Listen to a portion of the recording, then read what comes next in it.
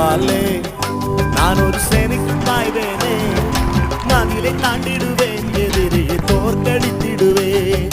முன்பாலே நான் ஒரு சேனைக்குள் பாய்வேனே, மதிலை தாண்டிடுவேன், எதிரியை